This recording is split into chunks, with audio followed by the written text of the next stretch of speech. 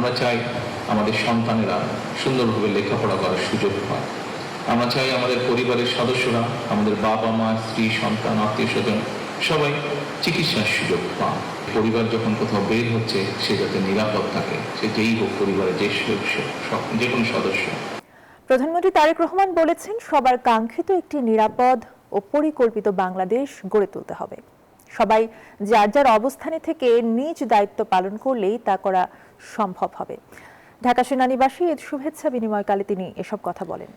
এর আগে বাবা সাবেক রাষ্ট্রপতি জিয়াউর রহমান এবং মা সাবেক প্রধানমন্ত্রী বেগম খালেদা জিয়ার সমাধিতে শ্রদ্ধা নিবেদন করেন তিনি। পবিত্র ঈদুল আজহা উপলক্ষে শুভেচ্ছা বিনিময় করতে সেনানিবাসে যান প্রধানমন্ত্রী তারেক রহমান। সেনা অফিসার, জেসিও ও সৈনিকদের সঙ্গে শুভেচ্ছা বিনিময় করেন তিনি।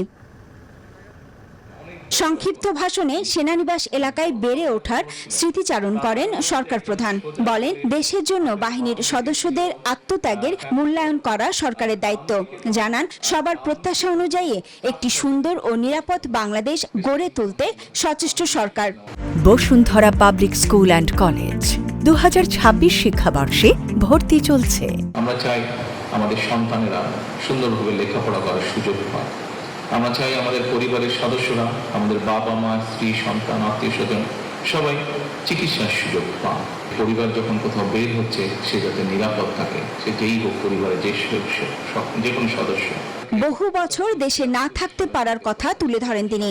বলেন, সবাই নিজ দায়িত্ব পালন করলেই কাঙ্ক্ষিত দেশ গড়ে তোলা সম্ভব হবে। আমাদের এই দায়িত্ব পালনের মধ্যে দিয়ে আমরা যাতে আমাদের পরিবার, আমরা যাতে আমাদের স্বজন, আমরা যাতে সামগ্রিকভাবে সমগ্র সারা দেশের মানুষকে নিরাপদ রাখতে পারি এবং আমরা আমাদের সেই প্রত্যাশিত বাংলাদেশকে ধীরে ধীরে গড়ে তুলতে পারি।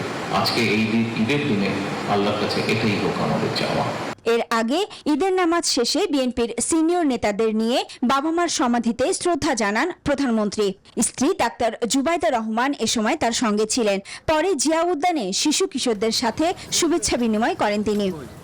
এদিকে বনানী কবরস্থানে ভাই আরাফাত রহমান কোকোর কবর জিয়ারত করেন তারেক রহমান। আমরা দেশবাসীর মঙ্গল কামনা করি, দেশের সমৃদ্ধির জন্য আমরা সবার কাছে দোয়া চাই। পরে বনানী সামরিক কবরস্থানে শ্বশুর রিয়ার অ্যাডমিরাল মাহবুব আলী ও পিলখানা হত্যাকাণ্ডে নিহতদের আত্মার শান্তি কামনা করে দোয়া করেন প্রধানমন্ত্রী।